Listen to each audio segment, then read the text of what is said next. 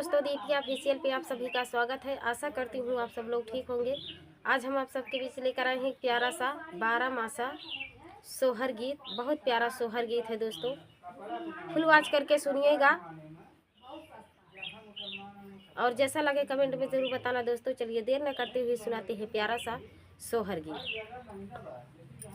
चारी महीना पिया खेत सोमई चारी खारी हन सोमई चारी खारी हन सोमई हो पियावा चारी महीना गोरू वरिया घरे का नहीं आवई घरे का नहीं आवई हो पियावा चारी महीना गोरू वरिया घरे का नहीं आवई घरे का नहीं आवई हो।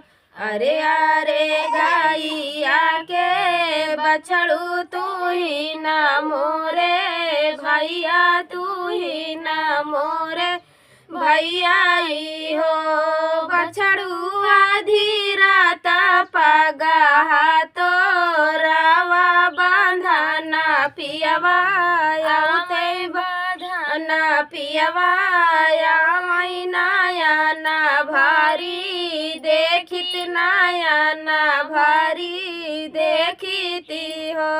आधी रात पगा तू राले दुअरवा कुचल दिहले दुअरवा कुचल दिहले नी हो। पियवा भेजी दी है आपन हरा वहवा बांधना नाही आवैया पूना नाही आवई हो। पियवा भेजी दी है आपन हरा वहवाया पूना नाही आवैया पूना नाही आवई हो।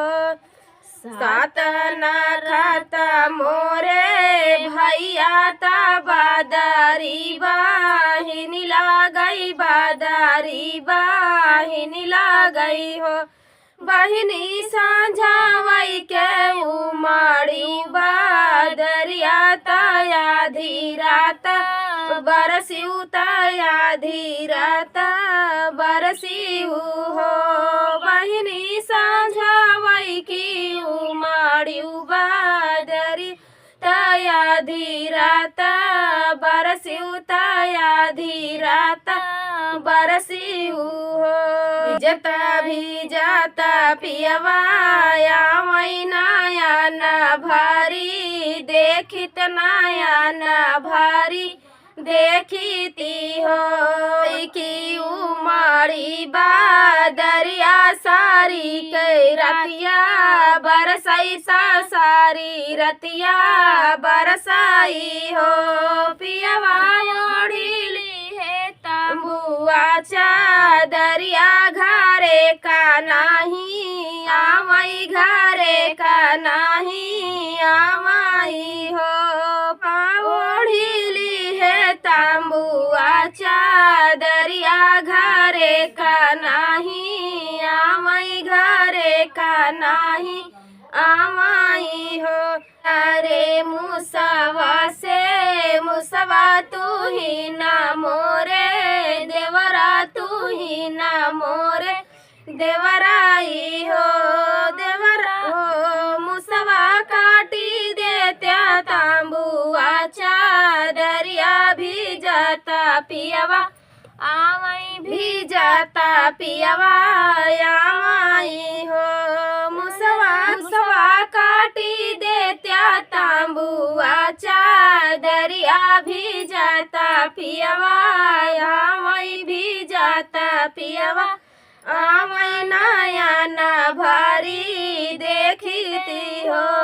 कटी दी है मुसवा चादरिया भी जाता पियवा आवई भी जाता पियवा आवई हो। धाटी दी है मुसवा चादरिया भी जाता पियवा आवई भी जाता पियवा आमाई हो धाना खोली देती बाजार के मड़िया भी जाता चली आयत भी तारा चला आईती हो धाना खोली देती बाजार के मड़िया भी तारा चला आयत नया ना भारी देखती नया ना भारी देखती हो या तू ही कुकुरा बिलरिया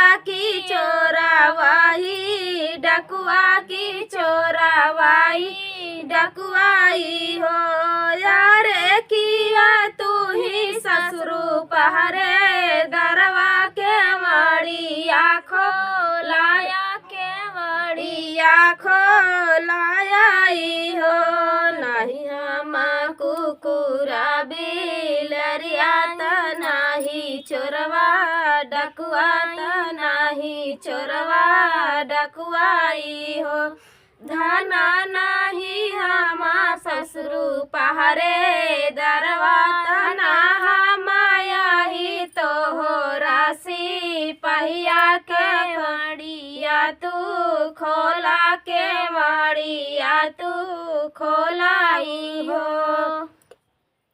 तो ये प्यारा सा सोहर गीत आप सबको कैसा लगा दोस्तों कमेंट में ज़रूर बताना। मिलते हैं अगले वीडियो में, तब तक के लिए जय श्री राम।